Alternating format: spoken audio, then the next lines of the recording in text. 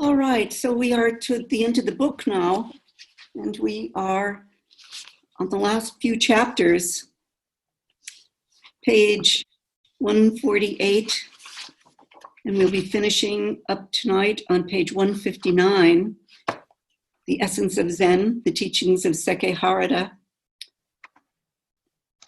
translated and edited by Daigaku Runmei. So before we all came on, Calvin was saying that he went on YouTube and he found a Dharma talk by Sekkei Harada on YouTube when he was visiting in Seattle years ago. So in case you're interested in doing that, it might be fun to go and see him and listen. And I'm sure you saw, Calvin, that he's so ordinary. Great. And there was several talks, and I just picked the first one in line at that time. But yes, very ordinary and he explained how he met his teacher. And when he was trying to decide whether to be a monk or not, and he was vacillating between psychology and staying in school, and he met this teacher sitting in the back of a bus reading a book, and he was just fascinated by the peacefulness in the midst of all this stuffed and crazy bus. So he followed him, and he's been following him ever since, even after death.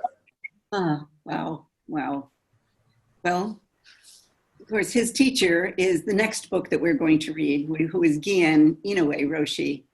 So that's quite interesting. I didn't know Harada Roshi's story about how he met. You know, in Japan, after World War II, when soldiers came back from the war, they were given a list of things, a list of jobs. And among them was a Zen priest. You could be an engineer, a trained engineer, or whatever, a businessman, and so forth and so on. And among them was a Zen priest. And I did meet a priest who said, I don't want to do any of those other things. Okay, I guess I'll do this. And so he did, and he established a temple down south of Kyoto on the Kii Peninsula, a Rinzai priest. And so I just thought that was interesting that one of those jobs was that. And Katagiri Roshi, I don't think he ever said that that's what happened with him, but I know that after World War II is when he began to study to be a Zen priest. So it could be that he just checked that box and said, okay, I'll do that. Of course, it doesn't mean that you don't become a great teacher or that, you weren't destined for that. So, but most interesting. Anyway, I'm going to take a look at that myself, and then I'll check in on YouTube with Sekkei Harada Roshi.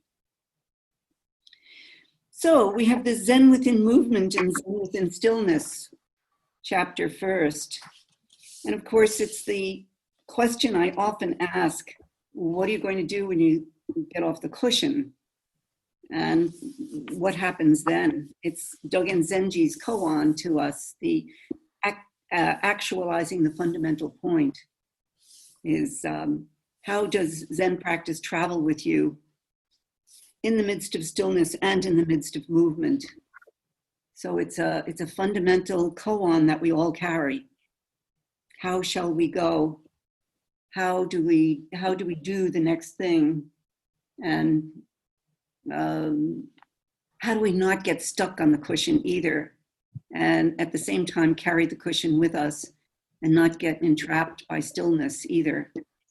And then, as he points out in this section, not to become entrapped by movement either one of them. And then, so what if you're in the middle between stillness and movement?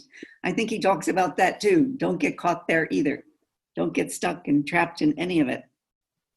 So don't get caught anywhere. Don't get stuck anywhere. But it is a difficult matter about how we go about it. And I think for many of us, certainly in the beginning of practice, we feel that, oh, I am practicing now and I am lifting the spoon and stirring my coffee and I'm paying attention. I'm doing practice right now. I'm washing the dishes meaningfully. I'm doing all of these things meaningfully, and I'm paying attention, and I'm being a good student. And of course, he wants us to throw all of that away and to not keep that kind of mind of sort of being mesmerized by practice such that we layer something on top of it, on top of our activity, that our activity itself is the Dharma. So we don't have to, we have to pay attention, but not in that way of being someone who says, oh, now I'm doing this and I'm paying attention, not being self-conscious about what our attention is. So he talks about that's putting another head on top of the one you already have. This means that if your work and daily life, you try to use what you have heard here in the Dharma or with one another or in the book, read in the book, or the knowledge of Zen you have gained by listening to a teacher, this will result on putting another head on top of the one you already have. So although we take a shower in the Dharma, it still behooves us to let ourselves be cleaned by it and then go about our own way and to go about life in our natural place and living our life where we are. And Inoue Roshi, who is in the same drift, the son of the teacher we are going to talk about, and Inoue Roshi would always say, he would point out when he was leaving, he goes around to various sendos, and when he was leaving Entsuji, he would always say, our relationship ends when I leave. We no longer have a relationship in the sense of you're carrying me in the Dharma talks. Now it's you, your relationship to everything around you. And as you go, that is what's most important. So I think that's what he is talking about when he says putting another head on top of the one you already have. So I mean, we carry the Sangha and we carry our teacher, somewhere in the deep heart, but we don't keep asking, oh, would my teacher think that this is okay? Or we don't examine ourselves in that way in terms of our guilt about how we do or our shame about how we do. So we are responsible for ourselves as we go about our lives. Ito-san? Yes. In Natalie Goldberg's book, Long Quiet Highway, she relates Suzuki Roshi saying, when asked at some point about investigating one's purpose in life, she relates a story that he would say, why do you ask that question? And I think it goes something like that's like trying to ride a horse on top of another horse. Riding a horse is hard enough. Why would you make it harder? And that story has always stuck with me. I mean, I read that book ages ago, but that teaching of, it's already hard enough. Just do the thing that you have to do without getting so caught up in that question. Sure. Well, I mean, the implication is you're trying to do it somebody else's way. And you can't. You ultimately can't. You ultimately will fail because you cannot do somebody else's way. You are the only one. And although we must learn from one another, but we take in the teachings and we absorb it, and in a sense, we make it our own. We make it our own while also keeping the mind of connection to the Sangha so that we don't become haughty or arrogant or conceited or self-serving in some way. We always maintain that connection. So there's always that balance between openness to the Sangha and teaching and teacher, and at the same time recognize that we're responsible for ourselves, completely responsible. So, but that is a great image, a horse on top of a horse. You don't ride a horse on top of a horse. I think we've got one of those images in tonight's talk too, somewhere that it comes up. That's really, really good. And I forget what it is, but we'll see it when we come to it. I think you know what I'm talking about. But the attachment to sitting, I certainly know many times in my life, I have been at a time of either deep sorrow or deep pain or something like that. And I certainly have taken refuge on the cushion. And I think that he's not talking about situations like that, where we have a particular thing that we are up against and we go to the cushion for solace. But it's a question of being attached to it, that we think that we couldn't survive without it, or that it's the only place where we are able to be peaceful. This is a problem if we have that kind of matter going on. So he cautions us about not being, not getting caught in that. So, so once again, every paragraph he reminds us, the state of true liberation is one in which both the ego self and other objects disappear. This is what we call the emptiness of the Dharma, the emptiness of the ego self. So, this ego problem, it's actually not a problem. It's that we believe it and that we find it so important and we believe the story of the ego. So he says, if this is our condition, we are not free. So it's an important notion to take from this book, to examine, each for us to examine for ourselves as we come to the end of this book. But here it is in the last paragraph in this, on page 150 in this section. He says, it is possible to become attached to practicing Zazen without being aware of it. So that is, so if we're not aware of it, my feeling is that should such an occasion arise for us, I think that the Dharma ultimately informs us. It brings about a situation that allows us to see that. So I think it's not something that we need to particularly worry about. I think it comes about that the Dharma itself is our teacher, and therefore something would happen that would allow us to see through that would wake us up to that blindness. So, but he's talking about feeling that you can only be settled if you're on the cushion. And he says that's not a good condition. This is a condition in which a person is still not free. So he or she is bound by a rope that cannot be seen. That's what it was. That's what I liked.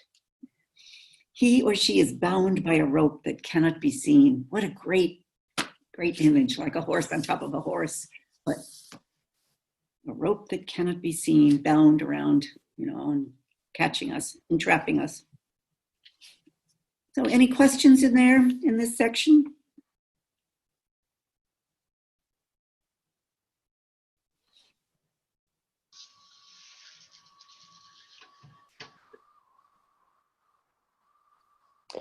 Edo-san? Yeah.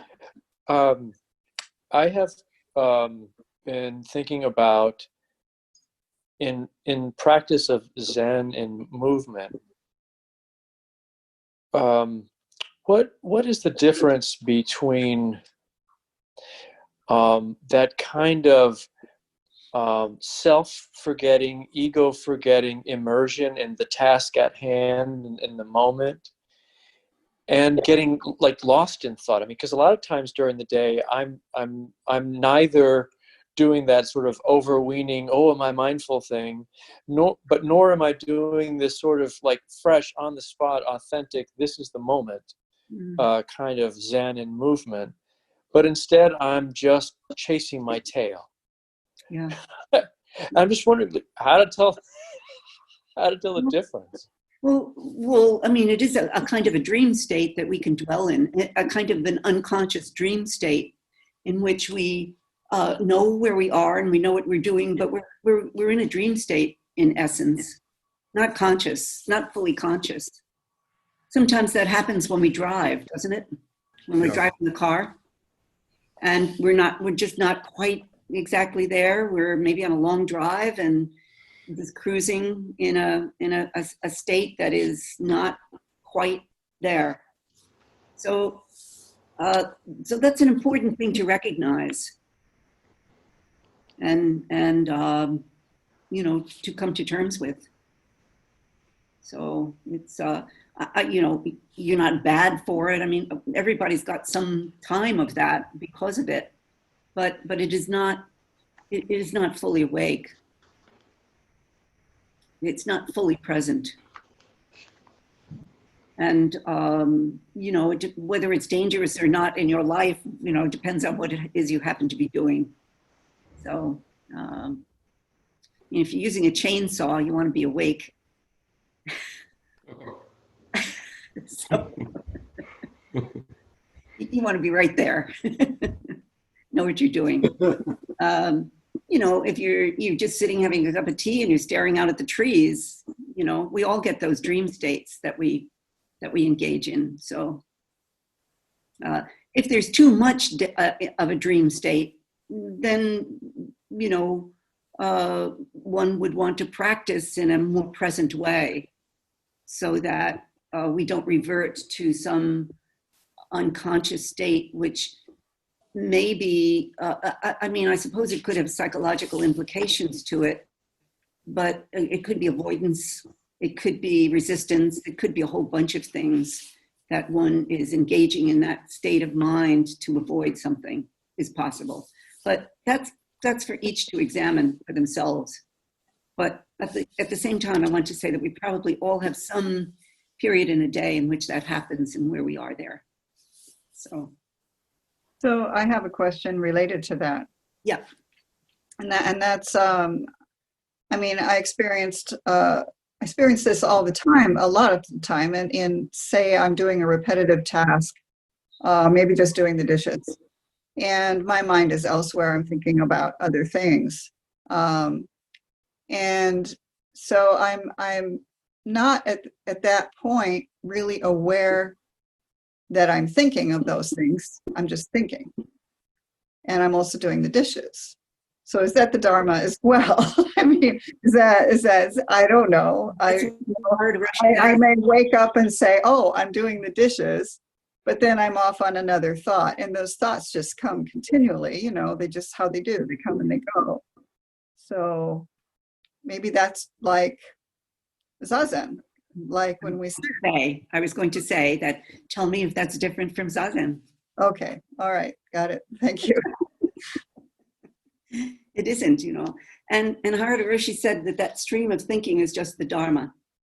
It is, I don't know where he says that, I've got it somewhere in here underlined, but that is just a Dharma condition at that moment. Yeah. If we are totally the Dharma, our thinking is the Dharma, everything is the Dharma. So, and as you know, it is the job of the brain to think. It's what the brain does. It just produces thoughts. So they come and they go, and come and they go, and they come and they go. So is it possible to experience the samadhi of dishwashing? Yeah, you bet. It's not something that I particularly am going to seek. I think that's when we don't have a dishwasher, so we hand wash dishes. And I do think there are times when I'm washing the dishes and there's that somatic experience, your warm water and the suds and the favorite dishcloth and the rhythm, and it's a routine, and you kind of just get in that flow. Yes, yeah, it's quite nice. It's quite nice. I mean, certainly that can happen. Maybe more than anything, it's the tenzo. Somebody who works in the kitchen, the tenzo has that opportunity all the time in working in the kitchen to have a kitchen samadhi, as cooking and so forth. Right, Bob? Right? Yes. Yeah. And it's quite nice. It's really quite Cutting vegetables. Yeah. That's right. Or whatever the activities of the kitchen are. It's really quite a nice time to practice presence or to be in the somatic experience. It's quite good, quite a good time. And also also the tenzo, in the tenzo position, whether you are tenzo at home, whether you live alone and you are the tenzo for your own self, it is a selfless act that is taking place in that one is working on life-giving aspects to, to maintain life, to take care of life. So all of that work has that samadhi potential, and one can awaken in the kitchen as well as anywhere else. So it's quite good work, quite good work. Edo-san, Mm-hmm. towards the bottom of page 149, Yeah. Harada Roshi is talking about mistakes that people make with Zen within movement. And he says that one of them is when people assume that the condition of being twisted and turned about by things is enlightenment because there's no self. So it sounds to me like that's something resembling fatalism, where you believe that events are predetermined by some cause. He says that's not it. Yeah, right. That's not it. That's not And it. then so, but what is it is that the true state, the state of true liberation is one in which both the ego self and the other objects disappear. And so, is that because there's no cause or effect, or because the cause and effect are the same thing? I guess so. I'm trying to think of an instance to bring this to a place where we can say, here's an instance. Yes, this was the chapter that the paragraph that I was working with and Okay. having so much trouble trying to put into the right frame. Okay, so I really try to bring something down to, to show ourselves in action. So let's say there's an instance then when, okay, I'm working in the kitchen. I'm working in the kitchen and everything's moving around and people are telling me to do this and I'm doing that and so forth and so on. And I'm being twisted and I'm moved around and I'm not really there because all I'm doing is being to, oh, go over here, go over here. Someone might think that is awakening because that self, that ego, it's not exactly the ego self, but no, a kind of a performing self without a self. That's not going to make any sense. But you're just performing things. And it seems as though no self is there, is what he's talking about. And that is not enlightenment, or just because you don't locate your ego self in the middle of that, or you don't locate an awakened self or a present self, that is not awakening. And I don't know if that answers for you, Amir, but because that's a very subtle kind of thing. Or let's say that there's maybe a psychological state in which we come to a kind of inaction, an interior inaction, because we ourselves in the midst of turmoil, we don't know what to do, and we just sort of go with things. But that's a kind of an internal psychological no self state. It's very subtle. Yeah, and it's also different than what I originally thought of when I was talking about fatalism, because what you just described is a little different than that. It's more like being on autopilot. Yeah. Yes. Yeah. That's a good way to call it. And that is not. I mean, that's another way to think that we might be enlightened when we really aren't. So that's a pretty important one. I mean, I think that Harada Roshi is extremely wonderful at bringing up these conditions that few of us actually see or name. And he's such a skilled teacher in this that he shows these and doesn't let us get away with any of it. So he's really, really good at that. Did you read your book? So here, he is saying, down in that same paragraph, this is what we call the emptiness. In the condition that I just spoke about, where the ego self has disappeared, but other things still exist, the Dharma remains. In such a condition, it is only natural that there will be a return to the former condition where the ego self exists, because it wasn't a complete awakening. It was the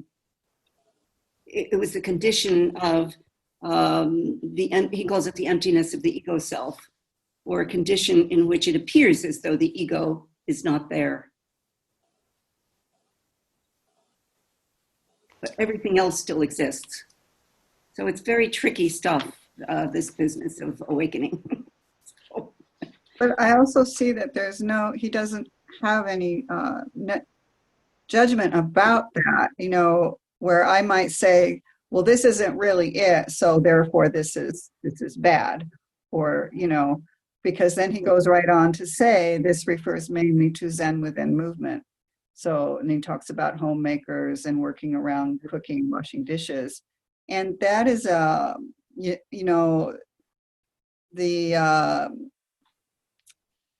ego self may disappear during that time. All the dharmas around you still exist. It's still practice. It's still, I don't know. It's still, it's still practice. It's So, still movement. yeah, and it's still Zen within move. It's still Zen in movement. Yes. It's just not true liberation. Yes. Right? That's Yeah. okay. Yes. And we have to always remember that every condition is changing, that it's constantly changing. So that state in which we find ourselves is not going to last particularly long. Yeah. So it's possible to experience every possible state in life if you live long enough. So, yeah. So indeed, yeah. All right, anything else in that section? Anybody? Yeah. Okay, well, we could move then, being attached to the ego self. So he gets very clear, I think, in this section about the ego and the disappearance of ego and our perception, where something that essentially does not exist is perceived to exist. That's our problem. Our condition is one where something that essentially does not exist is perceived to exist. So that is why last week I keep saying that awakening is the most natural condition. It is the most natural state of the mind, so that we are not operating in a state of perception and in working with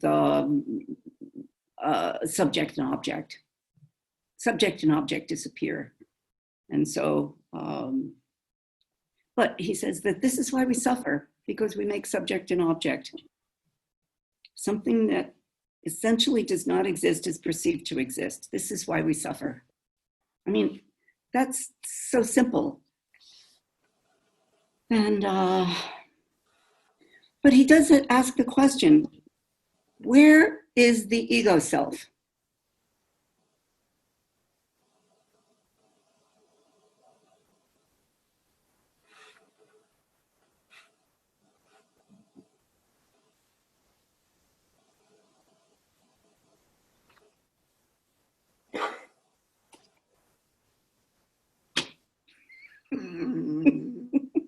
Extremely elusive. Yeah, it is elusive, but we can't find it.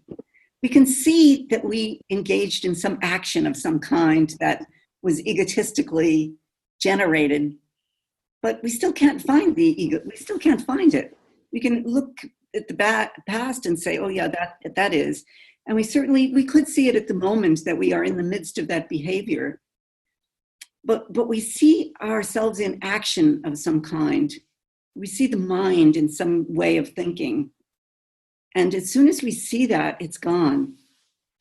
As soon as we see the operation of that, it disappears because it cannot be found.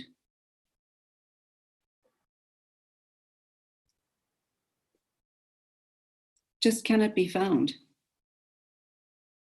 And where simply see it as, in other words, the ego condition is a condition where it is impossible to perceive me or I. We wouldn't be able to see anything if there were a division between subject and object.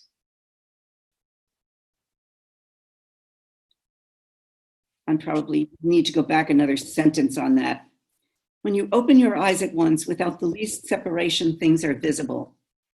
At that moment, we wouldn't be able to see anything if there were a division between subject and object. So once again, we are back to this question of seeing. We see. And that's it. We simply see. And he says we wouldn't be able to see anything if there were a division between subject and object. So we see, and there is no division.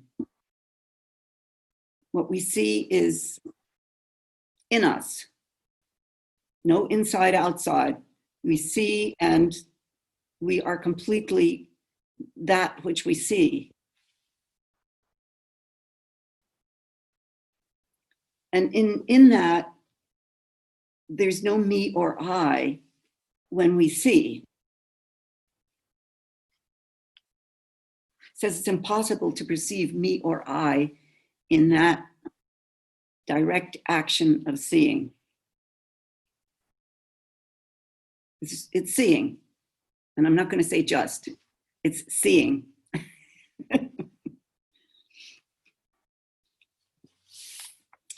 And then, of course, he takes us into this long discussion about life and death and this gap or separation between life and death. And we maybe make that to be one of the biggest life problems, that we might die or that we lose others who die. And we make that gap between life and death. And he says, life and death is the appearance of a thought and the disappearance of that thought. And that we are dying in every single moment, and we are living in every single moment. As each moment passes, that thought dies and the new thought appears. And this is the continuation of life after life after life. So a little bit further down, and I'm in the middle of the page on 161. He says, when one thought appears, we say life. When the thought disappears, we say death. This means that we are always freshly born and our life is always new and fresh. But in between life and death, in between two thoughts, we set up the ego self. Maybe I think death, and then I think, oh, but I don't want to die, which is the ego clinging to life, or the ego making a separation between those two, or the ego wanting not to die. So this is important. This is nothing more than a viewpoint of the ego self. We are shaken by death. We don't like death at all. So, I mean, even Suzuki Roshi, right? Suzuki Roshi's last words, I don't want to die. I mean, really, most people don't want to die. I said that at a group. I was leading a book discussion, and I made that statement. I said, nobody wants to die. And an old woman back in the corner, she said, not all of us. That's not true of all of us. So I think maybe if we live long enough, we get to a point where we want to say, yeah, it's okay, I could go now. I think that frequently happens. And I know that in people I know. They just say, I've done it. I've no more to do. I'm finished. So it'd be okay if I leave now. It's that sort of thing. So, but for many of us, we don't know that we would get to that point. And so we fear the fact of approaching death, and we don't want to face it. And that's the ego self at work when that happens. But he says, when the ego self that perceives life and death has completely disappeared, then life and death are one. And we come and go. No clinging to all that we were given in this life and whatever it was we did or lived or said or exchanged. It's done and we go. And then there's life after life after life. And we each have to work out whatever we might feel about the continuation of life. My feeling about me coming back as me or me, and that's ego. To me, that's ego. And I think each one has to examine that and find out where you are in terms of that. If we think that, first of all, we can't imagine ourselves dead. I mean, how could you possibly? You're dead. So you can't imagine death because you're dead. And how do you know you're dead? You can't know you're dead. So it's just to finish to whatever this life was, whatever the gift of this particular life was. And the life after life, in this particular, in the scientific mode, nothing can be created or destroyed.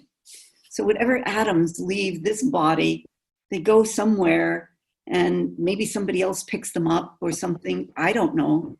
I think that's sort of the way it goes. So maybe somebody picks up an atom that comes out of course, we are exchanging atoms all the time. We're not doing that right now during COVID. But if we are together, we are exchanging atoms constantly. That's why you need to hang out with the best people, by the way. It's important that you do that. But our cellular atomic level, our atoms change every 7 years. So we are constantly sharing one another's atoms. I mean, if we really know that at a cellular level, we can't be anything except shared. So for me, it's over, I'm done, I'm dead. And I don't know, you have to work it out for yourself. That's all I have to say, the question of death. You must work on it. It's tremendously relieving to know what you have finally worked out in your own mind about that. It's tremendously liberating. And I encourage you to work it out. What is your death? What does that mean, your death?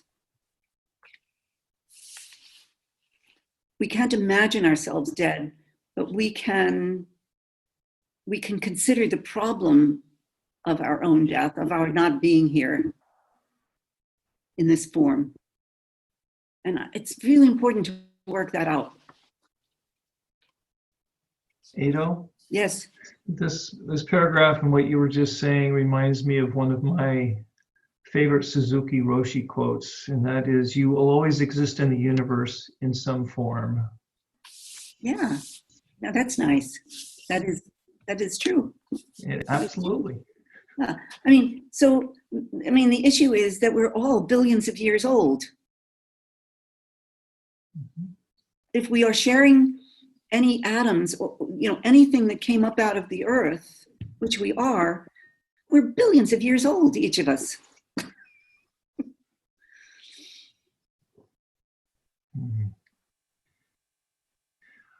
I have a friend that I swim with occasionally, and last summer we stopped at the end of a lane. He said, "Larry, have you ever thought of the fact that this water is about 6 billion years old?"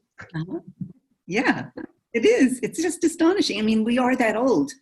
Oh. If nothing can be created or destroyed within this system that we are in, we are all that old.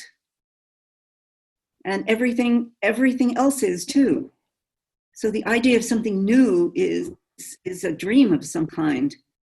We are ancient and primitive and all of these at once. And it's kind of nice to consider that. We carry the wisdom of the ages. It's all there.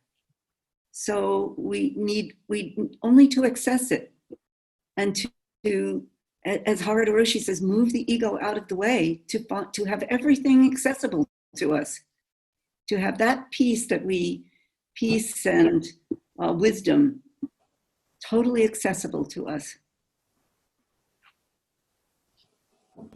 And just the attachment to the ego self is that fine line between that opening to put that subject of the ego at rest.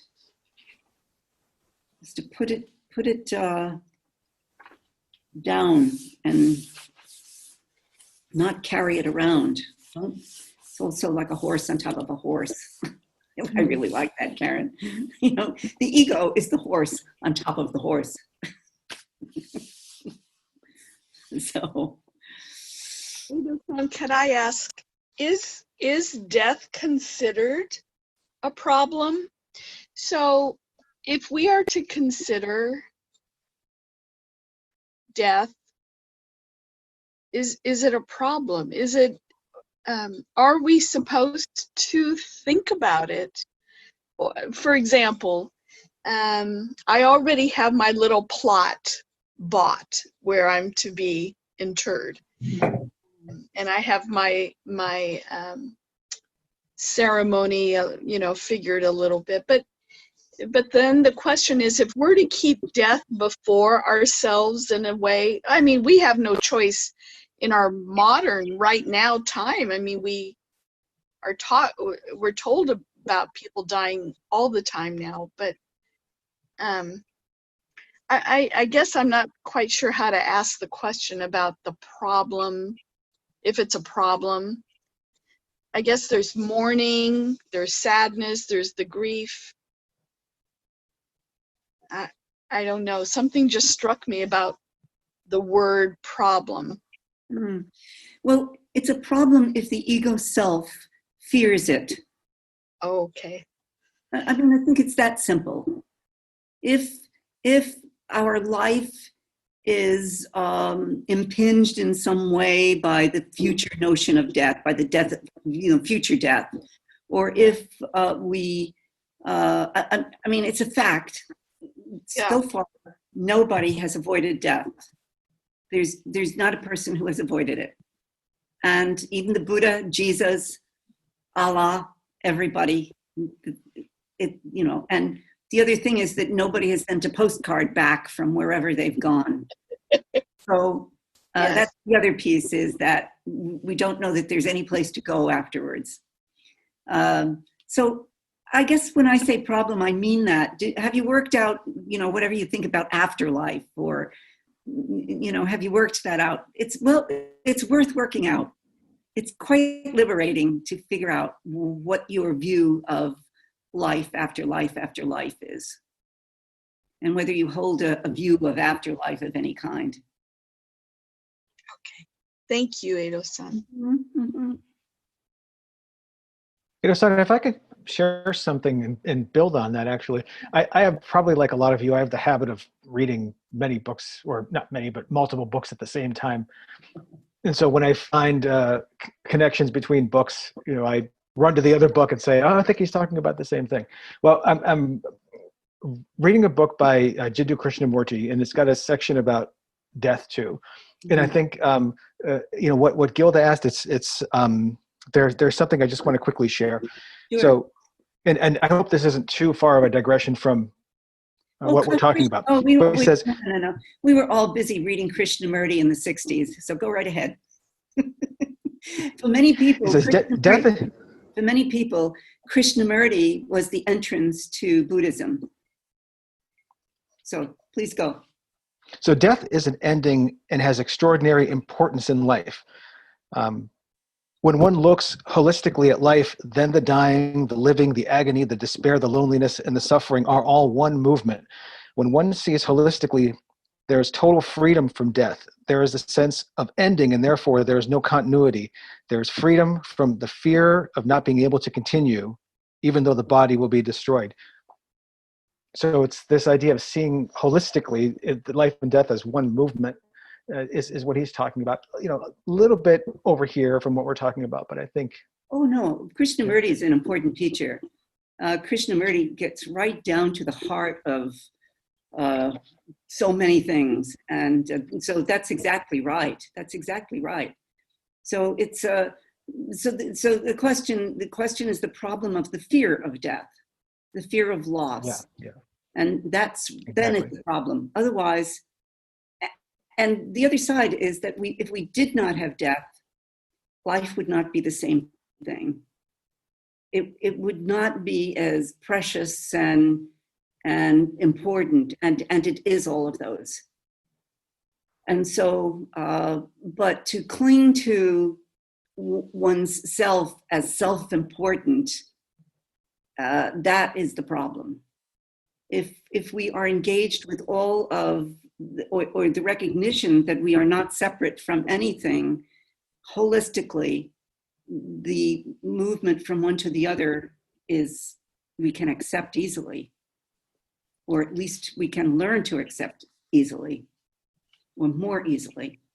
So, I mean, we had June's death day on the 6th, and we were all stunned by June's death. The great difficulty of June being hit by a truck was so, it just stunned us all. But, that was our clinging to June on the one hand. On the other hand, it's appropriate to mourn and to grieve somebody who has been precious to us. And so that form of pain and suffering around someone else's life is appropriate to that life. It means they were precious to us. So we should mourn. It honors the person who died, and it honors our relationship with those who are still living. So my feeling is all those are appropriate. And my experience in this life is that I cannot find any deeper emotion than grief. To me, it is the most profound emotion and the most complex. And so to me, it's a necessary thing that we do. And most species grieve. Animals grieve one another. They grieve the absence of a dog buddy. Or I was on the beach in California when a dog attacked a gull. They were flying in a group, and this dog took this gull down and killed it. And for 20 minutes, the entire pack of gulls flew around and around in a circle, and one by one they came down onto the ground and stood with the dead gull, flew up, and then another one came down, flew up. I was stunned by that ritual, by that. It was just the most beautiful thing that I could imagine. And then finally, after each one of them came down and stood, they went up and they flew around and then flew off. So animals recognize the end. They recognize the leaving of one another. And that mourning must take place, I feel, to demonstrate our importance to one another. That's the only life. I mean, you're the only one. The only one. And in June's case, I think if we knew June very closely, we would probably also agree that that's the only way she could have died. She was beginning dementia, and she was horrified that that would be her demise. That as a soldier, as a woman who had lived and been present and done all that she had done, that she would get dementia and have to be taken care of. She was horrified at it. So the getting hit by a truck was just fantastically merciful. Took her out, there was no pain, she was gone just like that. And that too is the Dharma meeting Dharma. So, and we grieve. I'm still grieving June. I think we all are. We all miss her terribly. And so she was a particular special person to all of us, and a Dharma sister. So at the same time that we try to practice in such a way that we come and we go easily, or we take leave easily, those who are left after, may grieve us. Some of us, some may not, you just don't know, but that's your business. so yeah. But he says at the bottom of this page at 151, Zen practice resolves the problem of life and death. Our practice is to kill that self by means of the power of Zazen. He says to kill is a strong expression, but it's not only killing the self, at the same time, it is dying with all things.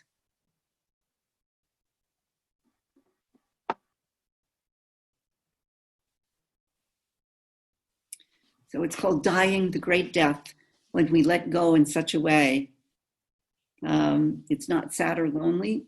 It's nothing like that. Called dying the great death. And a condition where all has been extinguished, all has disappeared, where there is not one thing alive. As there is nothing to compare, it is very peaceful and comfortable. There is no longer any need to be deluded. This is the condition of being free of life and death. So essentially being free of our delusions, which means to be free of ego attachment, to be free of the ego. The ego is delusion. So to be free of that is to be free of life and death. And we happen to be alive, so we are living. And that is to be together with all things, to be complete with all things together. Edison? Yes. So dying together with all things sounds a lot like forgetting the self and all things coming forward and experiencing themselves. Yes. It sounds just like that. It is just like that. Allowing, and I mean, for many of us, this is terrifying, that we sit on the cushion and we feel ourselves disappear, or we feel the myriad things come forward, and it's terrifying to us. So the ego jumps back in again, and we cling, and we fear that sense of loss of that self, the constructed self. And so we turn away from it and we deny it. And I want to encourage somebody to have the courage to allow that to just happen. That if we are on the cushion and we feel that ego self falling away, and we are frightened by it, that we enter that fear and just allow it to happen. Just give oneself away to that possibility, that experience. I have actually Oh, sorry. I have a funny story about that. Yes. So I was in my 30s. It was about a year and a half after I'd had my daughter, and we went to Disney World because my in-laws really wanted to go to Disney World. And I had never gone to Disney World before, and I got on Space Mountain. And I'm not a huge roller coaster fan, but it's all dark in there. And I got settled in my seat. I don't know, my sister-in-law was next to me or something like that. And I had such an intense experience before that roller coaster thing started to leave of, this is it, that's it, I don't care, anything can happen. Like you have no control. Right. You're in this little thing, it's dark, and I just remember saying, that's it, whatever, here I go, I don't know what's next. And it was such a visceral like nothing I'd ever experienced before, and I still laugh to this day that it was in Space Mountain in California.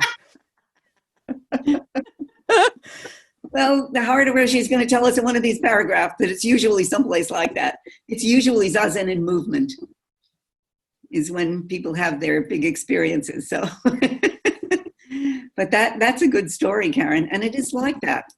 It is like that. And, you know, when you're on the cushion, you're on Space Mountain. Let's face it. You know? That's what you really are. That's Space Mountain. So just go for the ride, folks. Go for the ride. Don't turn away from that.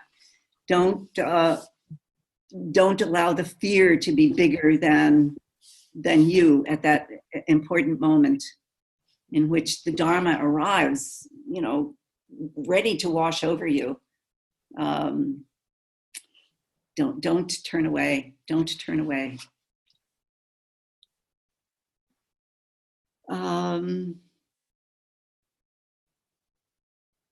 So down in the paragraph that's the next to last paragraph, down at there are two important things in this.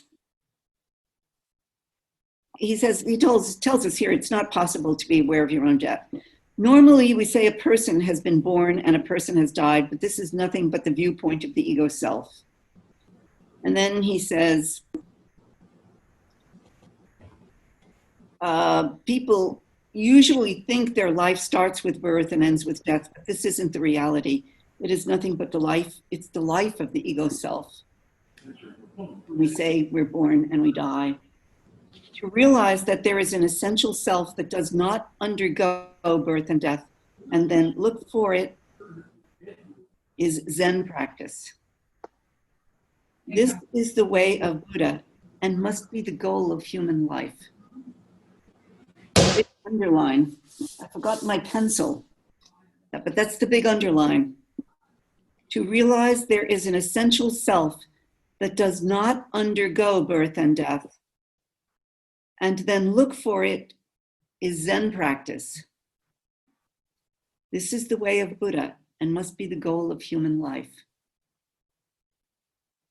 That's the big underline.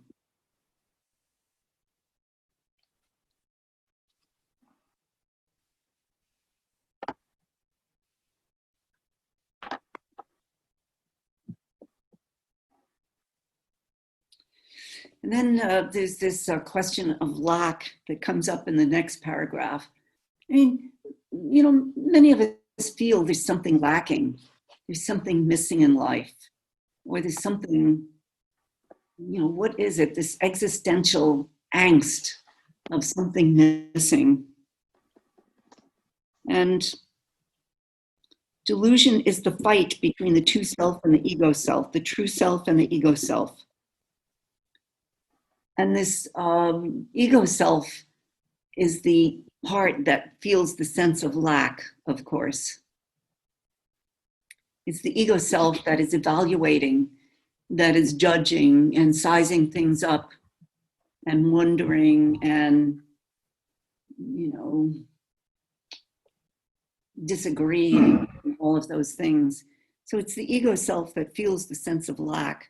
And when we feel that, we can know that all we have to do is step aside and stand in the Dharma.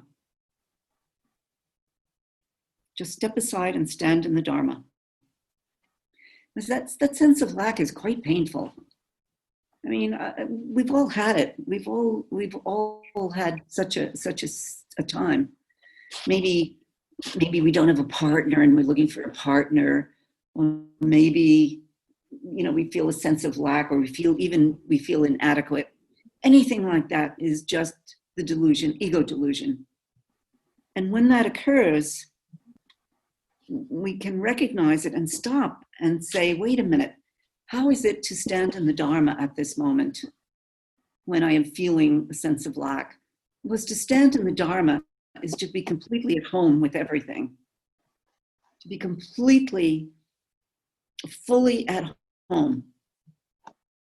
And so there is no lack in the Dharma. It cannot be. It's impossible. So, but he says delusion is the fight between the true self and the ego self. It is the entanglements and conflict of the ego self.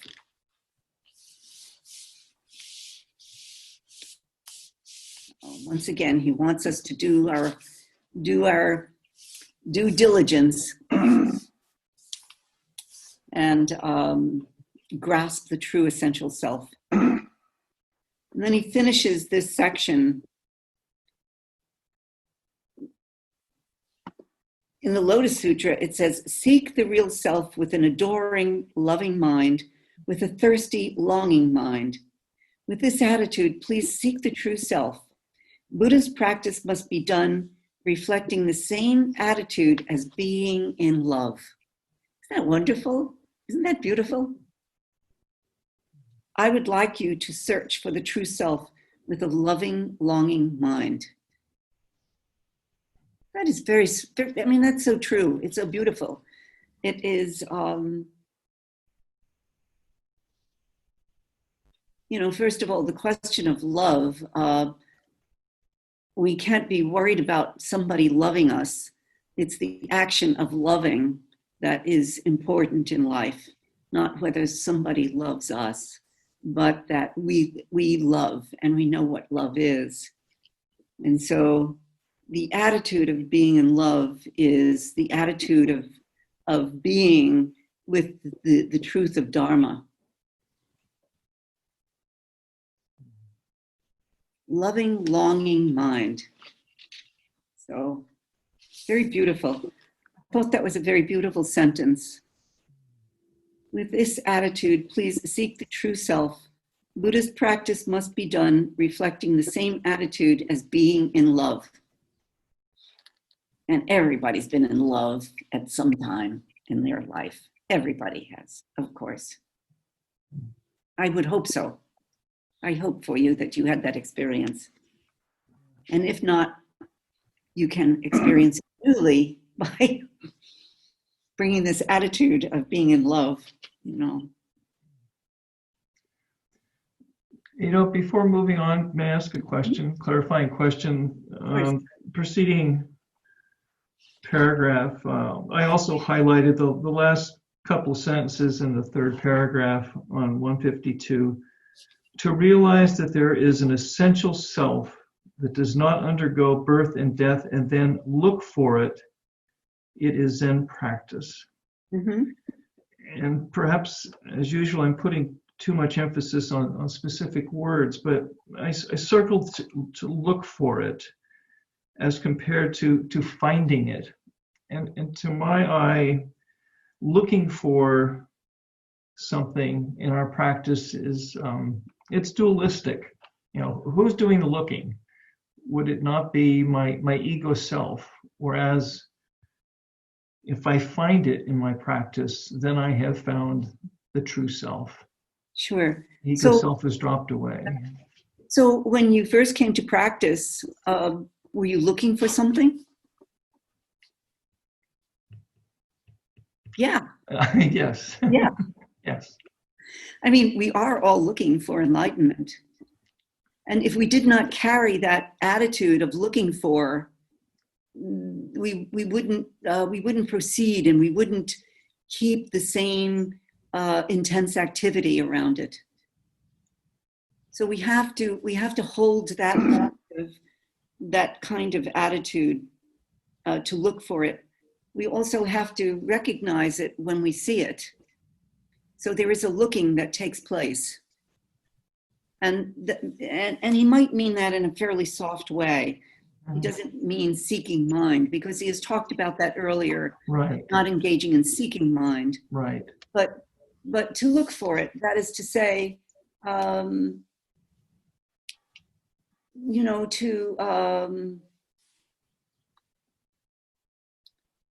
can I say this so that it doesn't sound dualistic? But that, I mean, do you sometimes wonder, if you look at a person in the grocery store, wonder if is that person awake? Is that a person I just passed who is awake? You come across that. There's something about a person you pass in the supermarket, and you know that they're present and alive. And so we have to look for that, and somehow also be confirmed by that, and also encouraged by that, encouraged by the enlightenment that is around us. And I think that's what he means by looking for. That helps. That helps. And Yeah. the looking, the seeking ties in well, in my mind, with faith, doubt, and determination. Okay, right. Yeah. Thank you. Yeah. But again, he says it's Zen practice, to look for it is Zen practice. I mean, we're all in practice all the time. So it is the way of Buddha and must be the goal of human life. So, yep. Is that okay, Larry? Oh, yeah. Very good. Thank you. He does conclude that paragraph with his plea, I would like you to grasp the true essential self. And to grasp it, one needs to look. Yeah. We do. We have to look for that. I mean, we have to look to see the ego when it is in operation. We have to be on the lookout also for what comes before us, so that we are not tricked. We cannot be fooled. Don't be fooled by anything.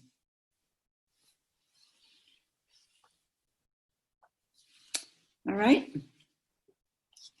Okay, so we have to finish quickly now on these last pages. Not that we have to be quick about it, but we do want to finish these pages. But so he gives us this little story of Kyozan and Isan, and what would happen if all things happened at the same time, arose at the same time. And so he gives us this little koan again: yellow is not blue, long is not short, leaving all aspects of the Dharma as they are. They don't concern me. So leaving things as they are, not interfering with things that arise, or not interfering with yellow is the color yellow and blue is blue, and let it be that, and not try to change everything that we see because it isn't what we like, or we think it's not correct in the world. This is our ego self. When we leave things as they are, this is the opportunity for us to put the ego self at rest. So it's liberation of leaving things as they are.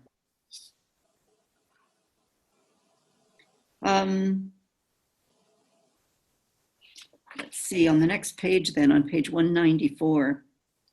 Ito-san, may I ask quickly, this I struggled a little bit with when it came to perception, because so we know what a color yellow is and we know what a color blue is.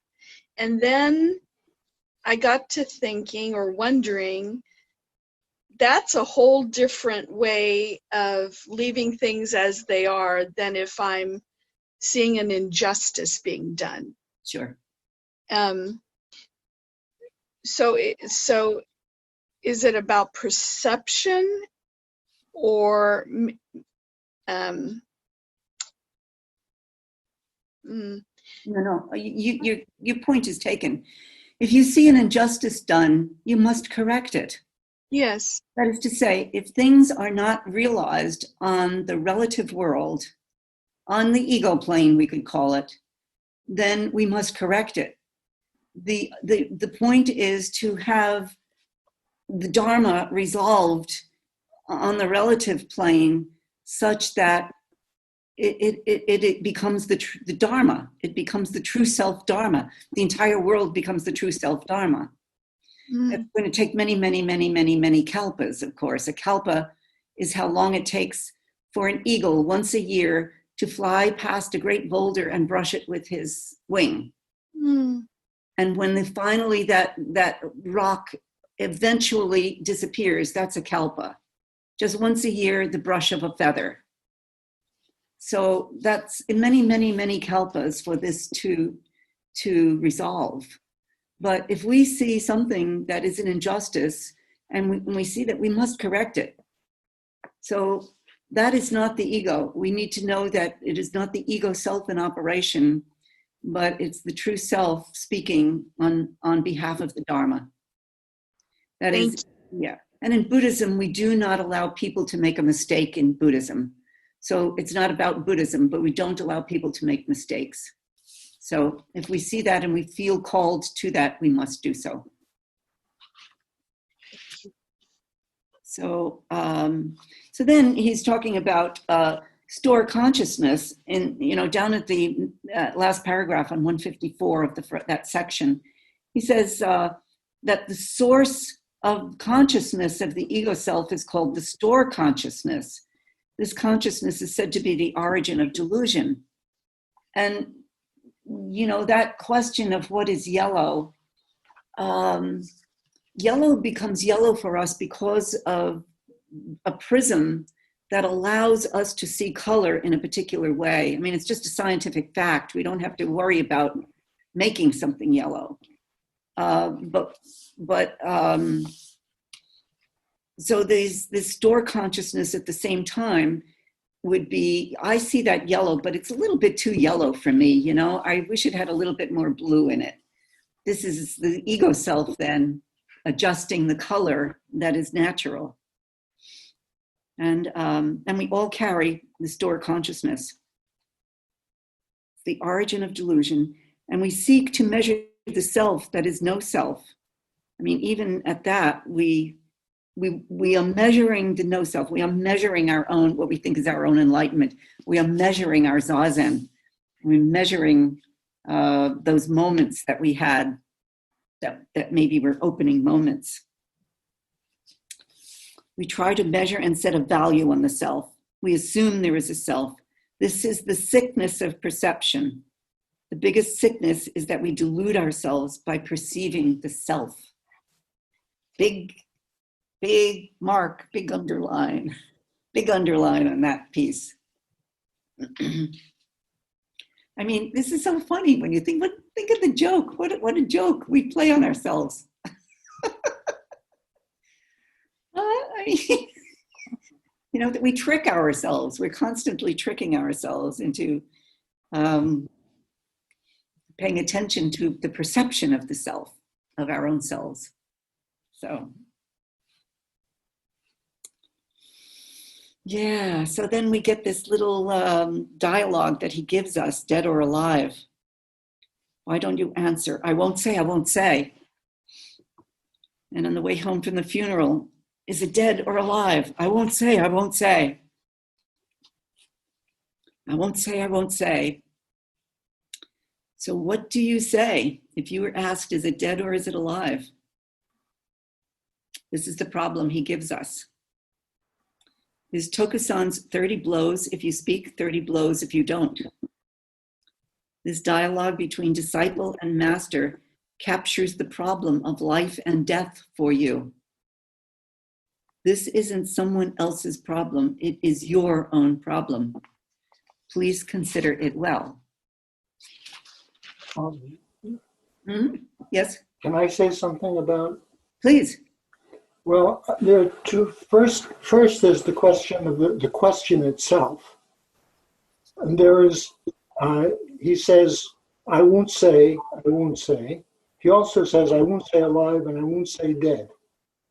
And that's two different responses, because my sense of the situation of the man in the coffin, which Yes. by the way, can be either the man in the coffin or each of us Yes. being in the coffin. Mm-hmm. And the situation of the person in the coffin is on the one hand dead. It's like sitting perfectly. On the one hand is complete stillness. On the other hand, it's the origin of existence. Everything comes out of it. At the same time, there's a vibrancy of life and existence unknowingly happening out of nothing, out of dead.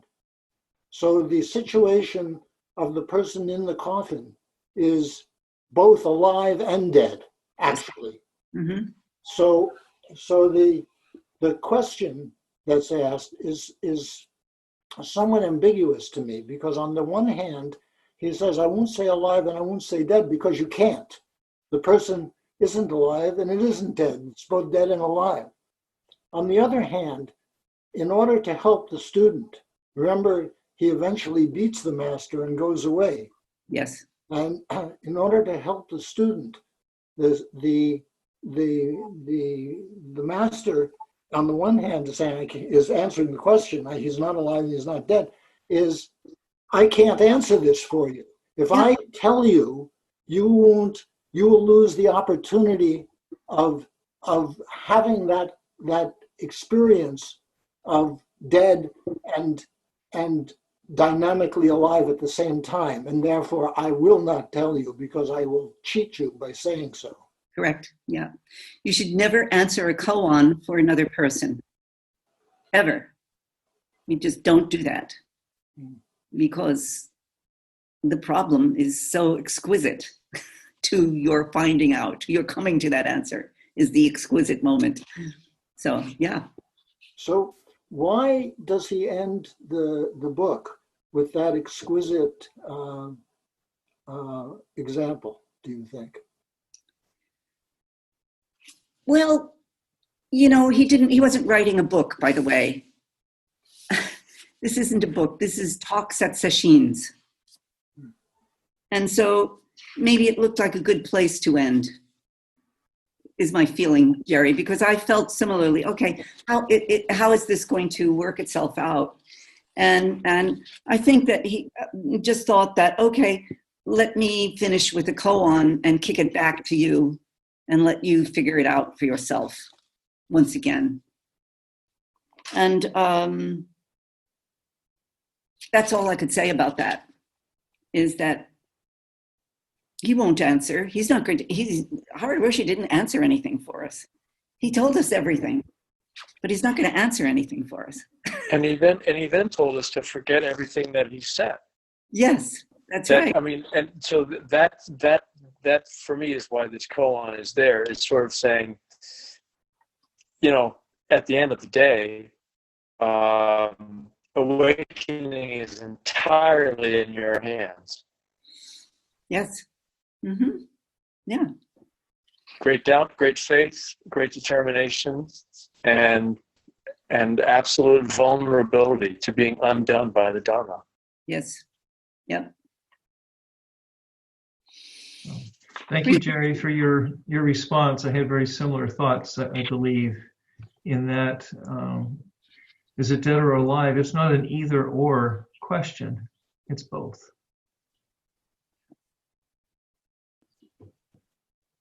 Yep. Yeah, good work, everybody. Good work. Well, it's a wonderful book. My feeling, it's the best Dharma book that I've come across.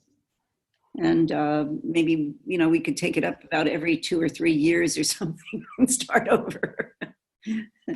But what I think for next time is, what I think is to read, because we'll meet again next week, and read the afterword and consider it, and then pick out, as Karen pointed out, a nice thing would be what resonated for you the most, what section, what little either paragraph or quote resonated deeply for you, that you, not that you're going to hang on to forever, but that when you read it again, it touches your soul and opens you, gives you the opportunity to sense the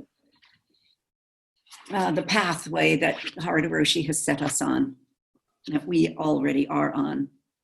So, and then I want to say that, you know, we're working on the book, the next book, and I expect it to come out at the middle of August. And my feeling is that after next week, maybe we would take a short summer break and come back again and let this book sink in a little bit and not rush into the next one, and just take a bit of a break, and then maybe start right back in September when we can take up the blueprint, a blueprint of enlightenment, it's called.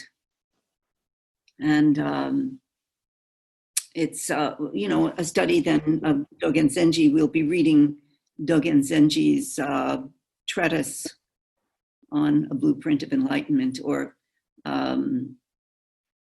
you know, principles of practice. So anyway, that's my feeling about what we should do, is to just take a bit of a break and let all of this just soak in and sink in a bit.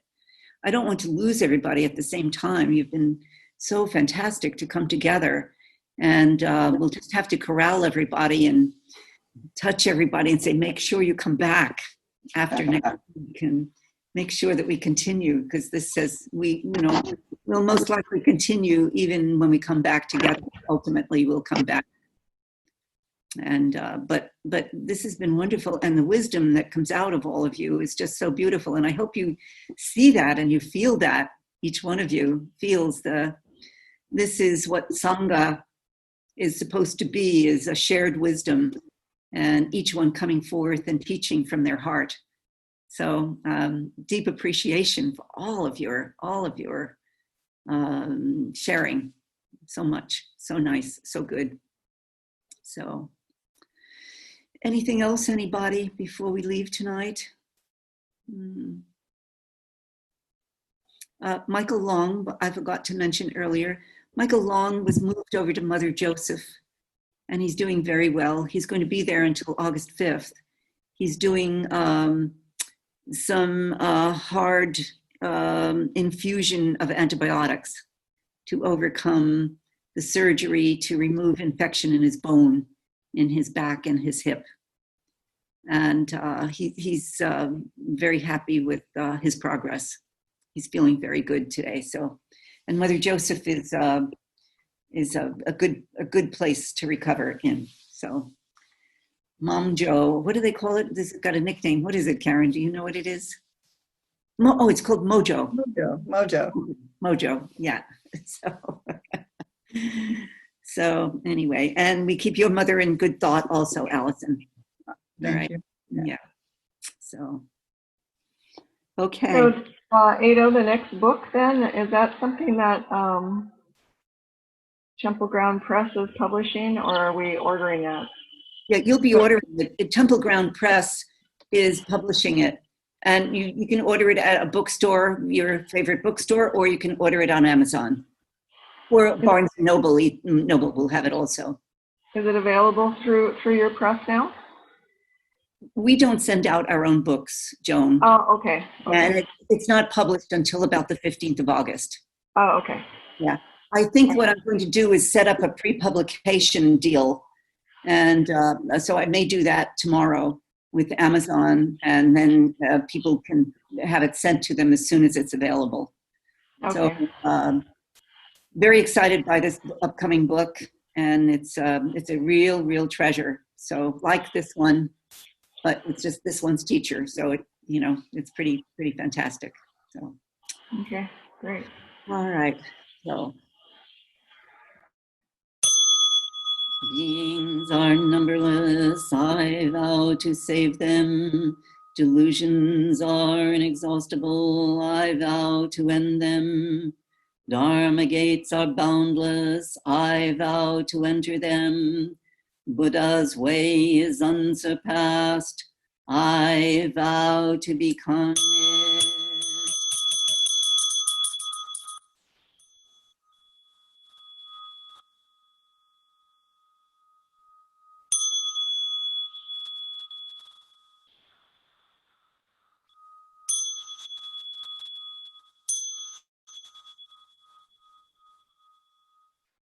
Thank you, everyone, and I hope those of you who can come, I will see you Saturday. We have a workday session. We'll be sitting outside and working and sitting, and bring your own lunch, please.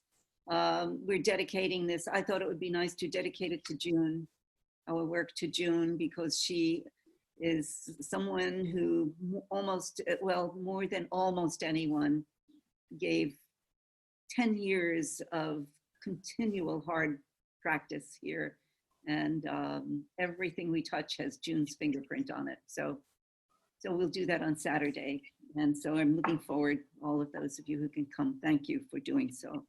All right, everybody, keep well out there, keep safe.